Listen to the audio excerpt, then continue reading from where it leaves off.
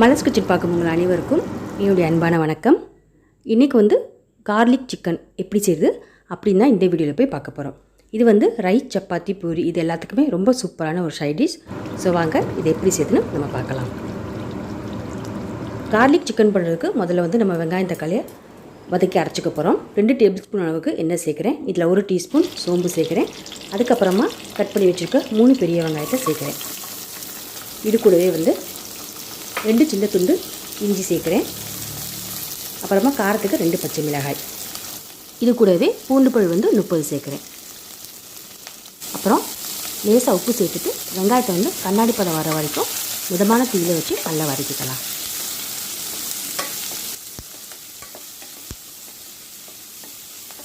இப்போ பாருங்கள், வெங்காயம் வந்து லைட்டாக கலர் மாதிரி வதங்கிருச்சு.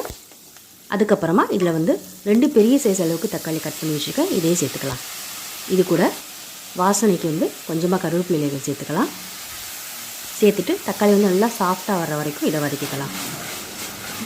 இப்போ பாருங்கள், தக்காளி வந்து நல்லா சாஃப்ட் ஆயிடுச்சு. இப்போ ஸ்டவ் ஆஃப் பண்ணிட்டு இதை நல்லா ஆற வச்சிடலாம். முன்னாடி மிக்ஸி ஜாரில் சேர்த்துருக்கேன். இது கூடவே 5 முந்திரி பருப்பு சேர்க்குறேன். இதை அரைக்கிறதுக்கு கொஞ்சமாக தண்ணி சேர்த்து இதை வந்து நல்லா மையாக அரைச்சிடலாம். ஸோ அரைச்சாச்சு.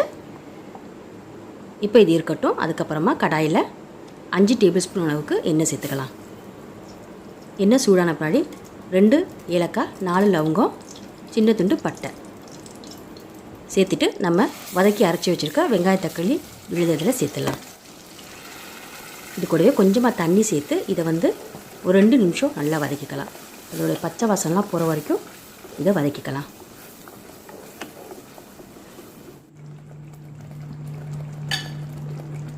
இப்போ 2 நிமிஷம் ஆயிடுச்சு. நல்லா வதக்கியாச்சு. இப்போ இதில் நம்ம சுத்தம் பண்ணி வச்சுருக்க சிக்கன் துண்டுகள் எல்லாமே சேர்த்துடலாம். கார்லிக் சிக்கன் பண்ணுறதுக்கு இன்றைக்கி 1 கிலோ சிக்கன் எடுத்து நல்லா வாஷ் பண்ணிவிட்டு இதில் சேர்க்குறேன்.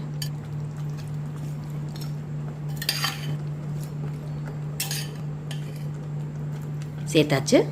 இது கூட வந்து 1/2 டீஸ்பூன் மஞ்சத்தூள், 2 டீஸ்பூன் குழம்பு மிளகாய்த்தூள், தனி மிளகாய்த்தூள் வந்து 1 டீஸ்பூன் சேர்க்குறேன்.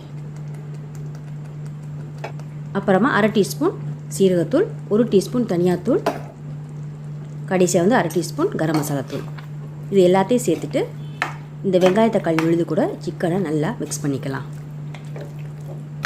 2லேருந்து 3 நிமிஷம் வதக்கி விட்டுக்குவோம்.